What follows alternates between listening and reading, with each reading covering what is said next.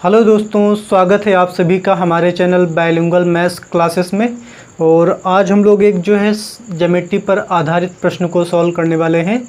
और ज्योमेट्री में देखिए ऑर्थोसेंटर यानी कि लंब केंद्र पर आधारित प्रश्न है और ये आपके एग्जाम पॉइंट ऑफ व्यू से बहुत ही महत्वपूर्ण सवाल है, ठीक है ना। और इसका सलूशन बहुत ही कम समय में आप कर पाएंगे, मैक्सिमम 5 या 10 सेकंड में आप इस सवाल को उत्तर निकाल सकते हैं, ठीक है ना।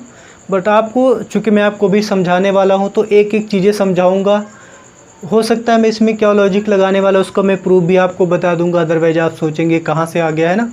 तो इसलिए वीडियो में टाइम लगता है। बाकी आप जब स्वयं करेंगे आपको सारी चीज़ें पता होंगी, तो बस 5 या 10 सेकंड बहुत है, ठीक है ना। तो जैसे कि आप लंब केंद्र पर आधारित प्रश्न है, तो हो सकता है कि आपको लंब केंद्र याद ना हो, काफ़ी दिन से आपने पढ़ा ना हो, है ना, क्योंकि आपको भी पता है 9, 8, 10th में लगभग पढ़ाया जाता है इसके बारे में, तो हो सकता है आपको याद ना हो, ठीक है। बहुत सारे लोग ऐसे भी होंगे जिनको पता भी होगा, जिनको नहीं पता है तो कुछ नहीं, डोंट वरी, मैं आपको सब कुछ बताने वाला हूँ। पहले समझते हैं आखिर ये लंब केंद्र होता क्या है। तो मैंने एक त्रिभुज ABC बना लिया, कोई सा भी त्रिभुज हो सकता है। मैंने समझने के लिए एक त्रिभुज ABC बनाया और इसके शीर्षों से मैंने इस पर लंब खींचा। जैसे मान ली इससे एक शीर्ष लंब खींचा, मान लेते हैं AD।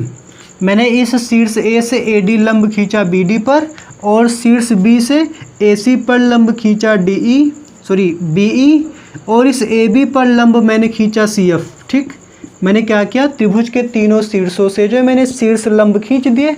ये तीनों शीर्ष जिस बिंदु O पर क्या करते हैं, प्रतिच्छेद करते हैं, उसी बिंदु को ही लंब केंद्र कहते हैं। समझिए ना, यानी कि किसी त्रिभुज के शीर्ष लंबों के प्रतिच्छेद बिंदु को क्या कहते हैं, लंब केंद्र कहते हैं। आइडिया लग गया होगा। और अगर ये लंब केंद्र है तो इसमें एक प्रॉपर्टी होती है। प्रॉपर्टी क्या होती है, AO इंटू OD यानी कि OA इंटू OD बराबर होता है OB इंटू OE के, OB इंटू OE के, और ये बराबर होता है OC इंटू OF के, OC इंटू OF के। ठीक है, ये रिलेशन होता है। अगर ये तीनों के तीनों शीर्ष लंब हैं, तीनों बिंदुओं पर प्रतिच्छेद करते हैं, तो AO इंटू OD बराबर होता है BO इंटू OE बराबर होता है CO इंटू OF। ये तीनों रिलेशन बराबर होते हैं। कहाँ से हुआ ये भी मैं आपको बता देता हूँ। तो मैं ऐसा करता हूँ, मैं थोड़ी देर के लिए इस त्रिभुज को थीटा मान लेता हूँ, सॉरी कोण को, इस कोण को मैंने थीटा मान लिया। ये 90 है, तो आप समझ चुके होंगे ये वाला कोण 90 माइनस क्या हो जाएगा, थीटा हो जाएगा। अगर मैं इस त्रिभुज की बात करूँ, भाई ये वाला कोण 90 है ही, ठीक है, और ये 90 माइनस थीटा हो गया, तो ये कोण कितना हो जाएगा, आप कहेंगे थीटा हो जाएगा। ठीक है, तो चलिए इसका प्रूफ समझ लेते हैं, आखिर इसका प्रूफ कैसे होने वाला है, ठीक है ना। तो आप क्या करिए ना, त्रिभुज BOD में साइन थीटा का मान निकालो। तो साइन थीटा बराबर क्या होता है, लंब बटे कर्ण, थीटा के सामने वाला लंब, OD बटे कर्ण OB। ठीक है, और इसमें भी साइन थीटा निकालिए। साइन थीटा, थीटा के सामने वाला लंब OE बटे कर्ण कितना है, OA। ठीक है, अगर ये दोनों बराबर हैं तो ये दोनों भी बराबर हो जाएंगे, यानी कि OD बटे OB बराबर होगा OE बटे OA के, क्रॉस मल्टीप्लाई करिए तो OA इंटू OD बराबर हो जाएगा OE इंटू OB के। शायद आपको ऐसा ही कुछ प्रूव करना था, आप देख सकते हैं OA इंटू OD बराबर हो गया BO इंटू OE के। इसी प्रकार से आप अगर इन दो त्रिभुजों में दिखा देंगे, ठीक है, तो ये तीसरा वाला भी बराबर हो जाएगा। आपको आइडिया लग गया होगा कि तीनों कैसे बराबर हुए, ठीक है ना। मैंने क्या किया था, मैंने इन दोनों त्रिभुजों के लिए आप इन दोनों त्रिभुजों को ले लेंगे या फिर इन दोनों त्रिभुजों को ले लेंगे इसी प्रकार से, तो तीसरा वाला भी बराबर हो जाएगा, ठीक है ना। आइडिया लग गया। अब आते हैं क्वेश्चन पे।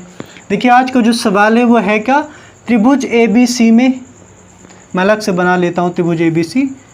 चलिए, त्रिभुज ABC में ABC में AD और BD क्रमशः BC और AC की ऊंचाइयाँ हैं, मतलब AD ऊंचाई है, ठीक, ऊंचाई है यानी कि शीर्ष लंब है, और AC BE यहाँ से आप डर कर दे, BE जो है AC पर क्या है, लंब है।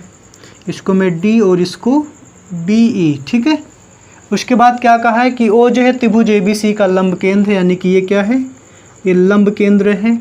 और आपको क्या दिया गया, AO की वैल्यू 9 दे रखी है, इसकी वैल्यू 9, OD की वैल्यू 2 दे रखी है, और इस ओ ई, क्यू नहीं है, क्यू तो यहाँ पे कहीं है ही नहीं, इस ओ ई की वैल्यू क्वेश्चन में 3 दे रखी है और आपसे इस ए बी की लंबाई पूछी गई है।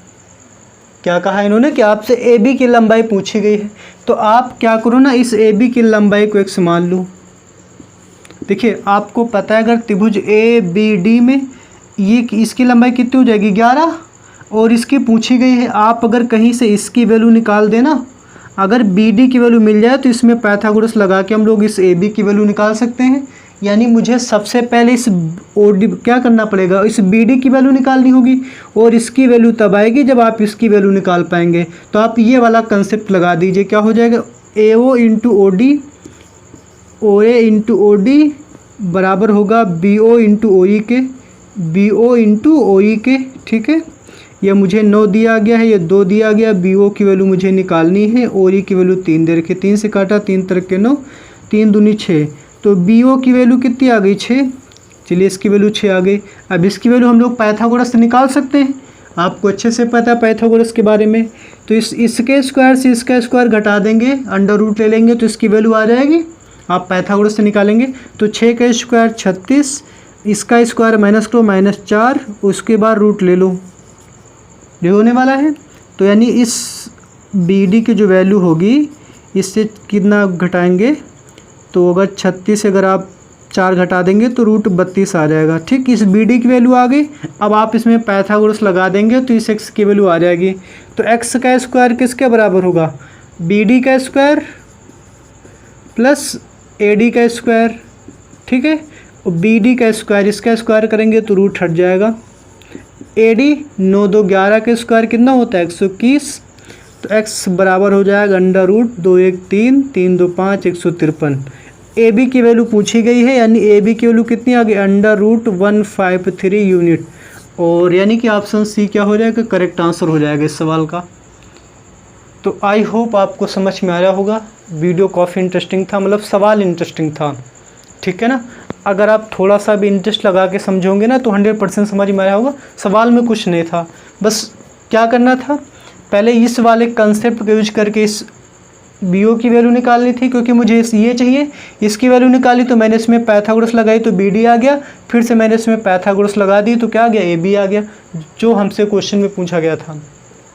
तो आई होप सवाल में आपको मज़ा आया होगा, इंटरेस्ट अगर आया होगा, 100% आया होगा, इसमें कोई डाउट नहीं है, और समझ में आ गया होगा ऐसा मुझे लग रहा है। बाकी आप कमेंट करके बताइएगा, और वीडियो देखने के लिए देखिए मैं कितना भी धन्यवाद करूँ, बहुत बहुत धन्यवाद। ठीक है, मिलते हैं नेक्स्ट वीडियो में बहुत ही खूबसूरत और शानदार सवाल के साथ।